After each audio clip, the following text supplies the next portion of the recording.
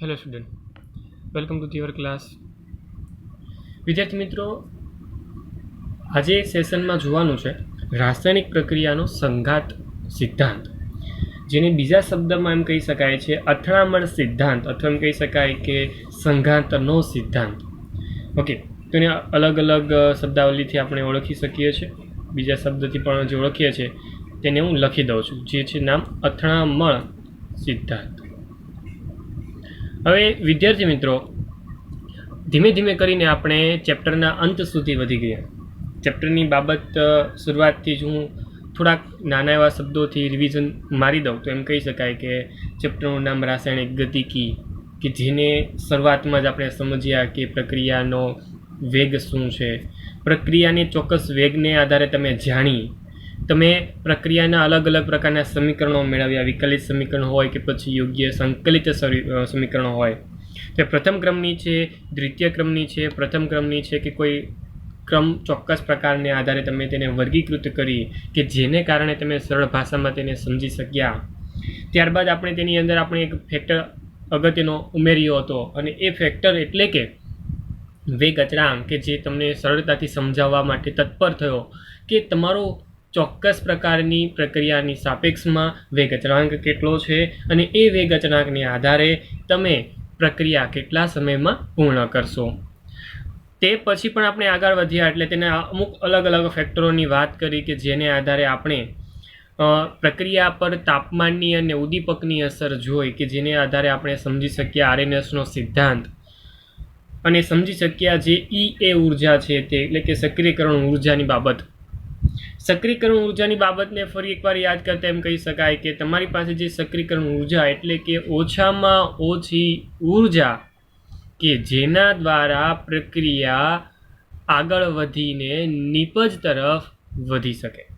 Okay, અને આપણે જ્યારે પણ કેમિસ્ટ્રીની અંદર કોઈ લોજિકને, કોઈ કોન્સેપ્ટને કાળજીપૂર્વક સમજી રહ્યા છે તો એ કોન્સેપ્ટને જરૂરી છે કે કોઈ આગળના શબ્દો સાથે તમે વાગોળતા રહો.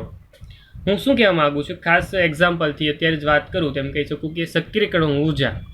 હવે સક્રિયકરણ ઉર્જાનો મતલબ શું હતો?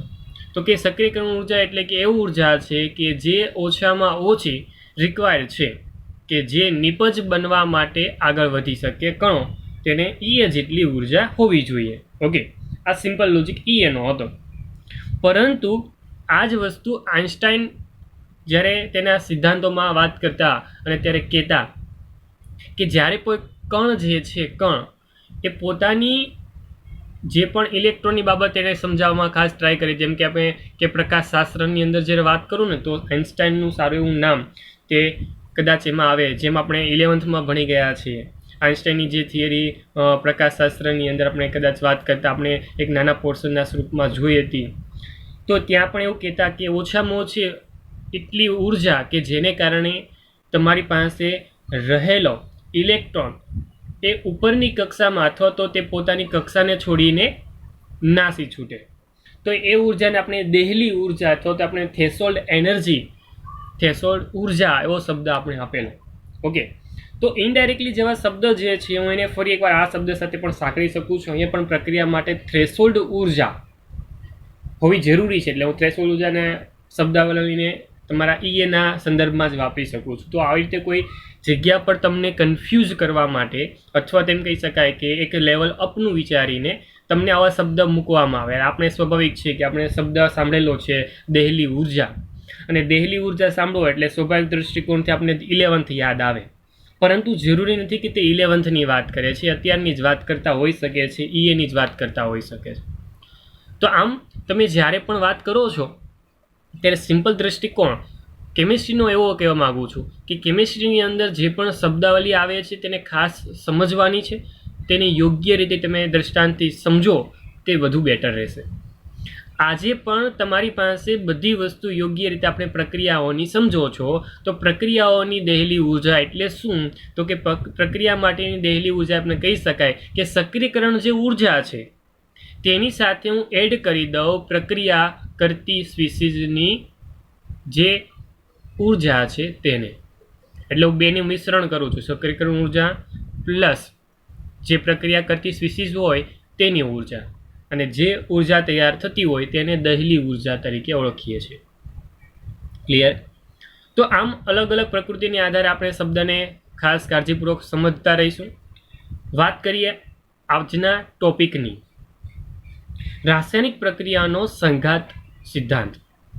હવે સિમ્પલ લોજિક પ્રમાણે આરએનએસ નામના સાયન્ટિસ્ટે એક તમને ફોર્મ્યુલા આપી, જે ફોર્મ્યુલા દ્વારા તમે સરળતાથી તમારા માટે જે કેની કિંમત છે તેને એક્સપ્લેન કરી કે કે ઇઝ ઇક્વલ ટુ, તમારી સાપેક્ષ રજૂ કરું છું તે સિદ્ધાંતના જે પણ સમીકરણ છે તેને, તો એમ કહી શકું આ આરએનએસનું સમીકરણ છે કે K is equal to A E raise to minus E A upon R T.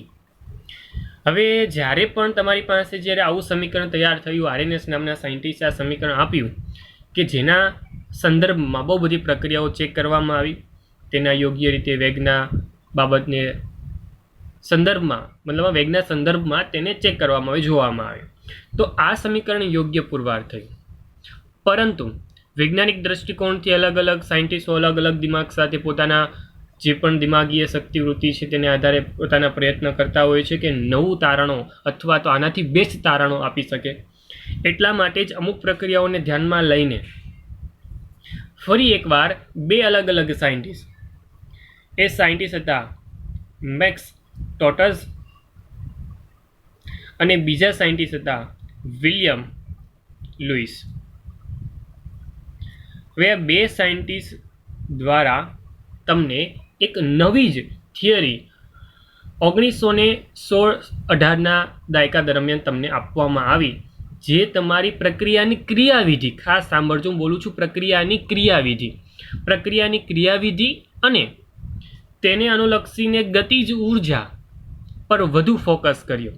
બે બાબતને ખાસ કાળજીપૂર્વક અત્યારે હું લઉં છું, એ છે પ્રક્રિયાની ક્રિયાવિધિ અને બીજો શબ્દ બોલું છું ગતિજ ઉર્જા.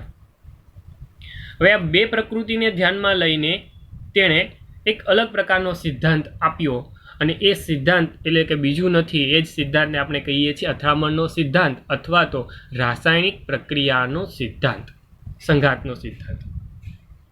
મતલબમાં અહીંયા કોન્સેપ્ટ કંઈક અલગ રીતે વિચાર્યો હશે, કંઈક એણે અલગ જોયું છે કે જે આરએનએસના સિદ્ધાંત, જે સિમ્પલ સિદ્ધાંત કહીશું, કેમ કે એમાં કોઈ પ્રકારનો દ્રષ્ટિકોણથી જોવા જઈએ તો કોઈ પ્રકારની મુશ્કેલી નથી, ફક્ત ને ફક્ત એવું કહેવા માગે છે કે તમારી પાસે જે પણ એનર્જી છે એ ઈએ જેટલી ભેગી થશે એટલે સ્વાભાવિક દ્રષ્ટિકોણથી ઈએ જેટલી ઉર્જાવાળા કણો એ સરળતાથી નિપજ તરીકે આગળ વધે છે. પરંતુ જ્યારે આ બે સાયન્ટિસ્ટનો ઉલ્લેખ થાય છે, આ બે સાયન્ટિસ્ટ તમારી સાપેક્ષ રજૂ થાય છે, તો ત્યાં દ્રષ્ટિકોણ કંઈક અલગ રીતે છે. તો સમજીએ તેનો દ્રષ્ટિકોણ શું હતો, તે શું કહેવા માગતા હતા, તે સાયન્ટિસ્ટો શું અને કઈ રીતે સમજાવવા માગતા હતા. તો ખાસ કાળજીપૂર્વક સમજીએ. હવે આ સિદ્ધાંતમાં એમ ધારવામાં આવ્યું કે તમારી પાસે જે અણુ છે ને, એ અણુ સામાન્ય રીતે ગોળાના સ્વરૂપમાં ધારવામાં આવ્યા, કે સખત ગોળો હોય ને તેના સ્વરૂપમાં તે ધારવામાં આવ્યા.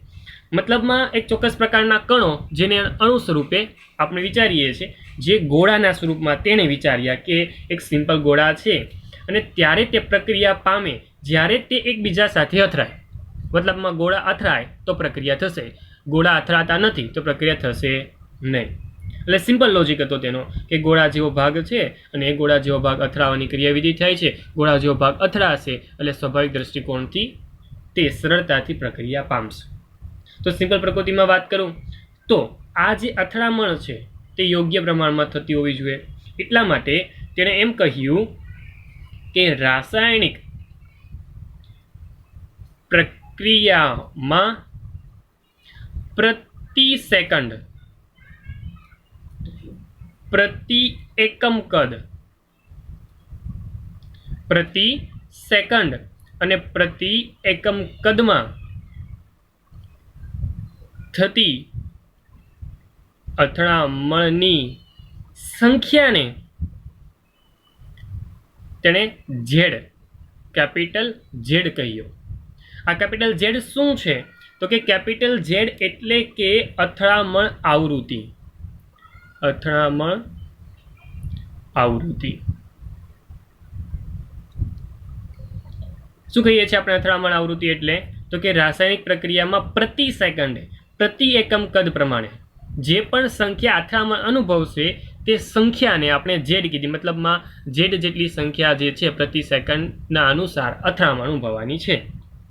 સિમ્પલ લોજિક, સિમ્પલ પ્રકૃતિ સાથે આગળ વધું તો એમ કહી દઉં કે તમારી પાસે કોઈ પ્રક્રિયા થઈ રહી છે. પ્રક્રિયા એટલે કે A પ્લસ બી. ઓકે, કેમ કે A પ્લસ બી એટલે કે વિચારું કે દ્વિઆણવીય પ્રક્રિયા છે કે જેને કારણે તમને સ્વાભાવિક પ્રમાણે નિપજ બને છે. તો પ્રક્રિયા મુજબ તમને દ્વિઆણવીય પ્રક્રિયા છે અને નિપજ બનતી હોય તો આના માટે જ્યારે પણ તમે વેગ લખવા જાઓ છો તો આ બંને સાયન્ટિસ્ટના સિદ્ધાંત મુજબ અથવા એમ કહી શકાય કે અથડામણના સિદ્ધાંત મુજબ તમારો વેગ કંઈક લખાશે આ મુજબ, એટલે કે વેગ બરાબર ઝેડ એ બી એટલે કે તમારી જે પણ પ્રક્રિયકો છે, ઝેડ એ બી એટલે શું તો કે પ્રક્રિયકો એ અને બીની અથડામણ આવૃત્તિ. ઓકે, ચાલો ઇન્ટુ e−EA/RT.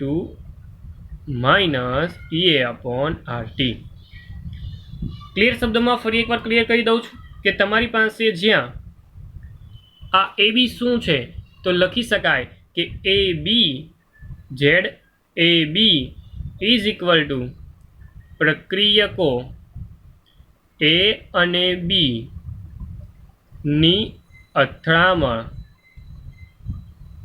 આવૃત્તિ છે. શું છે? અથડામણ આવૃત્તિ. ક્લિયર? તો સિમ્પલ ભાષામાં વાત કરી તે મુજબ તમને એક ચોક્કસ પ્રકારનું વેગ સમીકરણ આપવામાં આવ્યું. હવે વેગ સમીકરણ તેણે જાતે બનાવ્યું હતું, તેના કોન્સેપ્ટથી તે બંને વૈજ્ઞાનિકોના ચોક્કસ પ્રકારની તારવણી મુજબ બનાવ્યું હતું. તેને કોઈ પ્રકારની તુલનાઓ બીજા સાયન્ટિસ્ટોના ભાગ સ્વરૂપે નહોતી કરી. પરંતુ જ્યારે આપણે તુલના કરવા બેસીએ કે આરએનએસનું સમીકરણ અને આ બંને સાયન્ટિસ્ટના અથડામણના સિદ્ધાંતને આધારે મળતું સમીકરણ જે કંઈક આપણે કાળજીપૂર્વક જોવા જઈશું તો ક્લિયર શબ્દમાં વાત કરું તે જ મુજબ તમારી પાસે જે એ જે છે તે આપણા ઝેડ એ બીના ભાગ સ્વરૂપે રહેલો છે. એટલે શું કહેવા માગું છું કે આરએનએસના સમીકરણમાં આ એ ને અથડામણ આવૃત્તિની અંદર ઝેડ એ બી સાથે સંબંધ હોય તેવું સિમ્પલ ભાષામાં અહીંયા ક્લિયર શબ્દમાં દર્શાવી શકીએ છીએ. જો કેમ કે આના ભાગમાં એ હતું જ્યારે અહીંયા ઝેડ એ બી છે, મતલબમાં કંઈક ફેરફાર કર્યો તો એ કંઈક આ અવયવને આધારે એટલે કે આવૃત્તિને આધારે અથડામણ આવૃત્તિને આધારે તેણે ચેન્જ કર્યો, અથડામણ આવૃત્તિને આધારે ચેન્જ કર્યો. હવે જે પરમાણ્વીય સ્પીસીઝ અથવા તો સાદા અણુ ધરાવતી પ્રક્રિયાની વાત કરવામાં આવે તો પ્રક્રિયામાં વેગ અચળાંકના મૂલ્યો ચોકસાઈથી નક્કી કરી શકાતા હતા. પરંતુ સિમ્પલ પ્રક્રિયા છે તો સિમ્પલ, પરંતુ તમારી પાસે જટિલ પ્રક્રિયામાં તમને ચોક્કસ પ્રકારનું વિચલન જોવા મળ્યું. સાદી પ્રક્રિયામાં કોઈ પ્રકારનું તકલીફ નહીં હતી, પરંતુ તમારી પાસે જ્યારે જટિલ પ્રક્રિયા એટલે કે વિચારવામાં આવે કે તમારી પાસે સંકીર્ણ અણુઓની પ્રક્રિયા થાય છે, ઓકે, ત્યારે તેની અંદર વિચલન જોવા મળ્યું. શું જોવા મળ્યું? વિચલન. અને આ વિચલન જે જોવા મળે છે તે તમને ફરી એકવાર તકલીફમાં મૂકે છે, એવું દર્શાવે છે કે અહીંયા કંઈક ખૂટી રહ્યું છે, અહીંયા કંઈક નોંધપાત્ર રીતે ફેરફાર થાય છે. અહીંયા જે પણ વિચલન છે શું દર્શાવે છે તો એ વસ્તુ ક્લિયર શબ્દમાં કહીએ કે તમારી પાસે જે વિચલન છે તેનું કારણ શું, તો ખાસ કાળજીપૂર્વક સાંભળજો. હું વાત કરું છું તેના વિચલન શા માટે થાય છે તો ક્લિયર શબ્દમાં હું એમ કહીશ કે બધી જ અથડામણો નિપજમાં પરિણમતી નથી. ખાસ કરીને સાંભળી લેજો. થોડી વાર પહેલાં આપણે વિચાર્યું હતું કે તમારી પાસે અથડામણ થશે તો તે નિપજમાં પરિણમે છે, પરંતુ એમ લખવું છે કે બધી જ અથડામણો નિપજમાં પરિણમતી નથી. વસ્તુ ક્લિયર શબ્દમાં એ જ કહેવા માંગુ છું કે બધા જ અણુઓ કે જે અથડાય છે તે પ્રક્રિયા કરીને નિપજ તરફ આગળ વધી શકતા નથી. ક્લિયર? એટલા માટે જ આ વિચલન શબ્દ ત્યાં આવ્યો અને એ આપણે હેરાન કરે છે. તો સર અથડામણ કોણ અનુભવે? પ્રશ્નાચિહ્ન. કેમ? તો કે અથડામણ અનુભવતા હોય તેવા કોણ હોઈ શકે જે અથડામણ અનુભવે છે? તમે તો એમ કહો છો કે અથડામણ થાય છે પરંતુ પ્રક્રિયામાં નિપજ તરફ આગળ વધતા નથી, તો નિપજ ક્યારે બનશે? તો ક્લિયર શબ્દમાં એમ કહી શકું, સામાન્ય પ્રકૃતિ પ્રમાણે અથડામણમાં વાત કરું તો એટલા જ અણુઓ અથડામણ કરીને નિપજ તરફ આગળ વધી શકે, જેની પાસે પૂરતી ગતિજ ઉર્જા અથવા અને યોગ્ય દિશામાંથી અથડામણ શક્ય હોય. બે શબ્દ સાથે ફરી એકવાર મેં વાત કરી, તમારી પાસે જે અથડામણ થવાની છે એ અથડામણ જે અણુ છે તેની પાસે પૂરતી ઉર્જા હોવી જોઈએ, અને સાથે સાથે એમ પણ કહીશ કે યોગ્ય દિશામાંથી અથડામણ પોસિબલ થતી હોવી જોઈએ. અને ત્યારે જે અથડામણ થશે તો ત્યાં પ્રક્રિયકોના બંધ તૂટશે, નવા બંધ બનશે, નિપજ પણ બનશે. અને એવી જ રીતે જે પણ અથડામણો થતી હોય તેવી અથડામણોને જ આપણે કહી છે અસરકારક અથડામણ, અથવા તો એમ કહી શકાય ફળદાયી. નિપજ બને છે ને એટલા માટે શબ્દો આપ્યો છે ફળદાયી અથડામણ. શું પડી ગઈ? અથડામણ બધામાં નથી પોસિબલ થતી. બધા જ અણુઓ જેની પાસે ઈએ જેટલી ઉર્જા છે બધા જ નિપજમાં નથી પરિણમતા, કેમ કે ઈએ જેટલી ઉર્જા છે તો સ્વાભાવિક દ્રષ્ટિકોણથી તે અથડામણની પ્રક્રિયામાં ભાગ લેવાના છે. પરંતુ અથડામણ ત્યારે જ પોસિબલ છે કે જેની પાસે પૂરતી ઉર્જા છે, તે અથડાય છે તેમાં કોઈ પ્રકારની ચિંતા નથી, અથડાવાની ક્રિયાવિધિ થશે નો ડાઉટ. પરંતુ જેની પાસે પૂરતી ઉર્જા હોય, યોગ્ય દિશામાંથી અથડાતા હોય, તો અને તો જ તે અસરકારક અથવા તો ફળદાયી અથડામણ કહેવાય અને નિપજ બને. બાકી અથડાઈને તે છૂટા પડી જશે, કોઈ પ્રકારની નિપજ તમને બનશે નહીં, કોઈ પ્રકારનું નિપજ સ્વરૂપનું ભાગ તમને મળવાનું નથી. તો એટલા માટે જ તમારી પાસે એક યોગ્ય ઉદાહરણ દ્વારા આ વસ્તુને સમજાવું કે જેથી તમારા મનમાં જે કન્ફ્યુઝન હોઈ શકે છે તેને હું ક્લિયર કરું.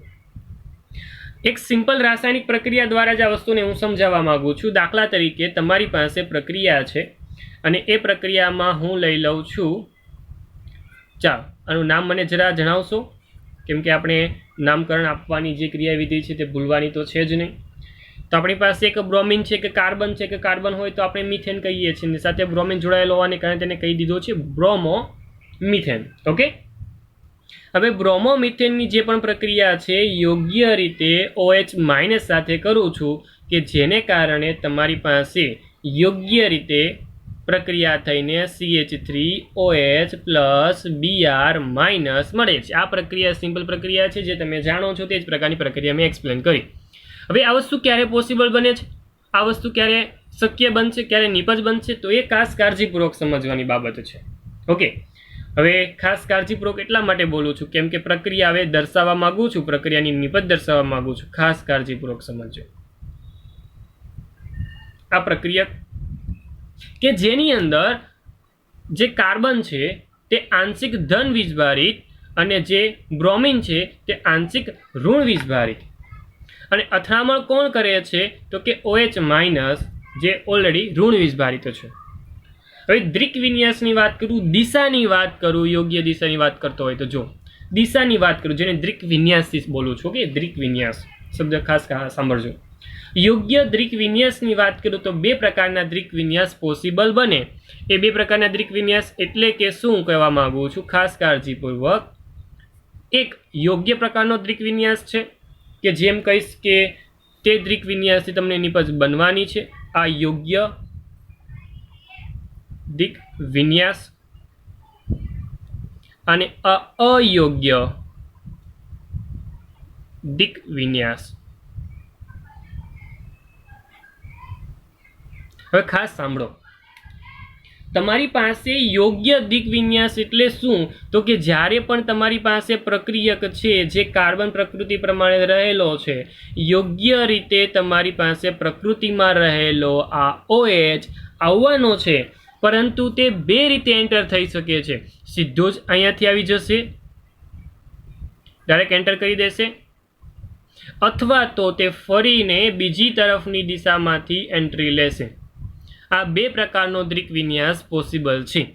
આમ ફરીને આ તરફથી એન્ટ્રી કરે કે જે બીઆરની વિરુદ્ધ દિશા છે, અથવા તો બીઆરને દૂર કરીને તેની જગ્યા લઈ લે. ઓકે, બે પ્રકારના દ્વિક વિન્યાસ પોસિબલ છે, ફરીને આવવાની ક્રિયાવિધિ અથવા તો સીધી જોડાવાની ક્રિયાવિધિ.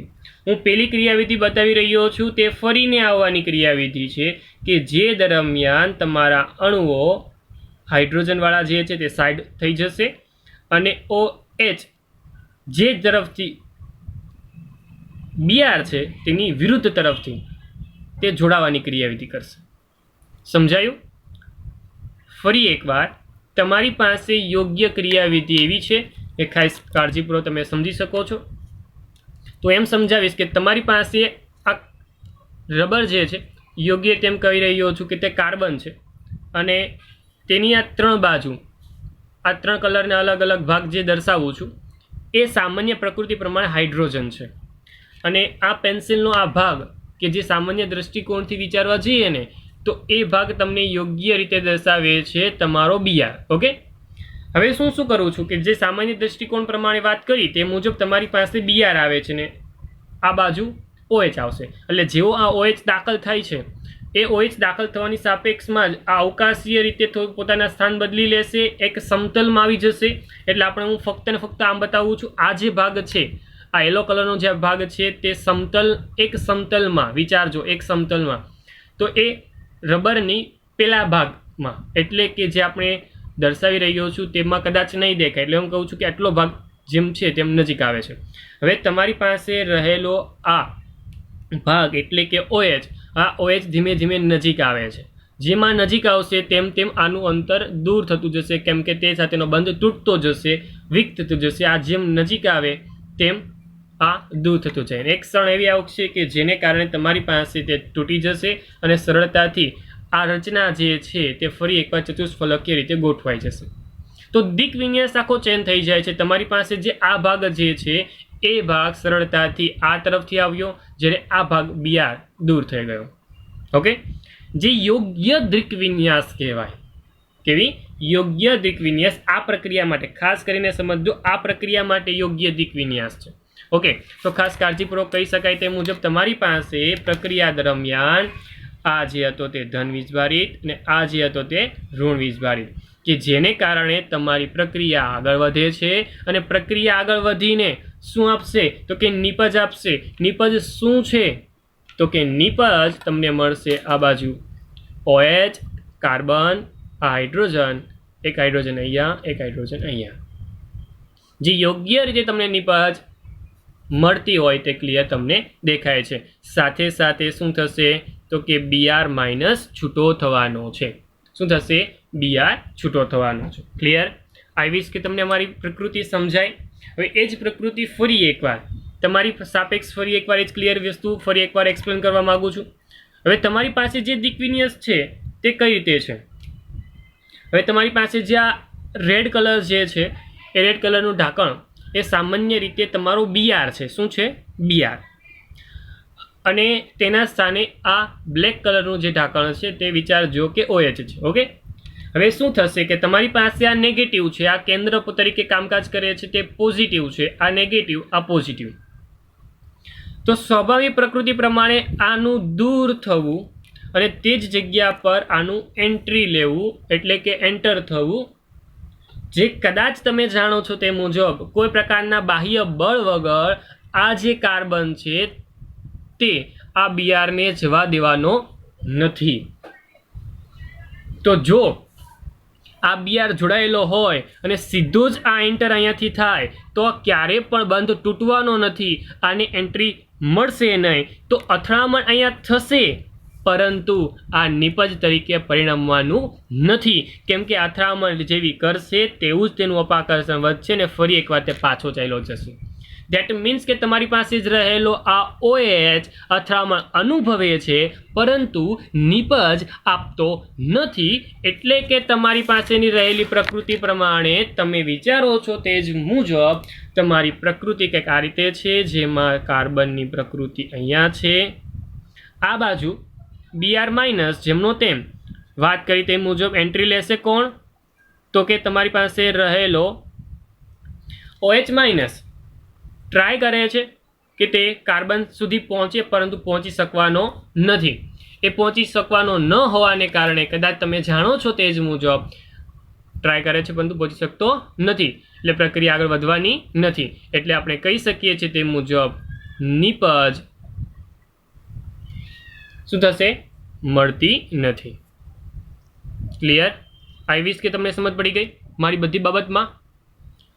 તો ક્લિયર શબ્દમાં એ વાત કરીએ છીએ કે જ્યારે પણ તમે દિક વિન્યાસની વાત કરતા હો એટલે કે તમારા આક્રમણ કરતો અણુ કઈ દિશામાંથી આવે છે તે પણ અહીંયા અથડામણ દરમિયાન જરૂરી છે. કેમ કે અણુ કોઈ પણ હોઈ શકે છે, અથડામણ કોઈ પણ પ્રકારના અણુ વચ્ચે થઈ શકે છે, પરંતુ જરૂરી નથી કે અથડામણ થવાથી નિપજ જ બની શકે. એટલા માટે હું એમ કહેવા માંગુ છું કે 100% અથડામણ પણ તમને નિપજ આપી શકતી નથી. એટલા માટે જો આ ZAB જે પ્રકૃતિમાં રહેલો છે ને તે સંખ્યા પણ કઈક રીતે તમને તકલીફમાં મૂકે છે, એટલે કે વાત કરી તે મુજબ વિચલન દર્શાવે છે. એટલા માટે આ પણ યોગ્ય સમીકરણ તરીકે હું લઈ શકતો નથી. એટલા માટે જ એક અલગ પ્રકારનો પ્રાચલ ઉમેરવામાં આવ્યો અને સમીકરણને ફરી એકવાર અલગ સ્વરૂપો આપવામાં આવ્યું અને એ સ્વરૂપ ખાસ કાળજીપૂર્વક જોજો અને એ સ્વરૂપ થઈ જાય છે વેગ બરાબર small p into ZAB into e⁻ શું ફેર પડ્યો? શું મેં ઉમેર્યું? પ્રક્રિયા કઈ રીતે અલગ પડી? ખાસ કાળજીપૂર્વક જુઓ અને મને આન્સર આપો. તો કદાચ તમને દેખાઈ આવે છે તે જ મુજબ મેં ફક્ત ને ફક્ત એક નાનો એવો પ્રાચલ ઉમેર્યો અને એ નાનો પ્રાચલ એટલે કે સ્મોલ p જેને કહેવામાં આવે છે સંભાવ્યતા અવયવ. શું કહેવામાં આવે છે? સંભાવ્યતા અવયવ. જ્યાં p બરાબર સંભાવ્યતા અવયવ. આઈ વિશ કે હું એ કહેવા માંગુ છું જે તમને સમજ પડે જ છે કે આ p એ સંખ્યા દર્શાવે છે કે જેને કારણે અથડામણનો ફેક્ટર રજૂ થાય. એટલા માટે આપણે એમ કહી શકું કે તમારી પાસે જે આ p છે એના કારણે અમે કહી શકીએ છીએ તે મુજબ એટલી જ સંખ્યા મેન્શન થશે જેની નિપજ બનતી હોય. શું બનતી હોય? નિપજ. તો આમ જે પણ આ સંભાવ્યતા અવયવ છે તે અગત્યનો સાબિત થાય છે અને એક ફાઇનલ સમીકરણ તમને અહીંયાથી મળી આવે છે. અને જે આ ફાઇનલ સમીકરણ જે તમને મળ્યું જે ખાસ કાળજીપૂર્વક તમે જોઈ રહ્યા છો તે ખાસ અગત્યનું છે. ક્લિયર? પરંતુ ખાસ બાબતને એક્સ્ટ્રા ઉમેરતા એમ પણ કહીશ કે સંભાવ્યતા અવયવ જે છે તેને અલગ નામ પણ આપવામાં આવ્યું છે જેને કહી શકીએ છીએ આપણે ત્રિવિન્યાસી. શું કહીએ છીએ? વિમવિન્યાસી. ઓકે, ત્રિવિમવિન્યાસી કારક અથવા તો ફેક્ટર અથવા તો અવયવ. ક્લિયર? આવો એક ફરી શબ્દ એક્સ્ટ્રા એડ કરેલો છે અથવા તો ગુજરાતી ભાષામાં આપણે સામાન્ય યુઝ કરીએ તેવો એક શબ્દ છે.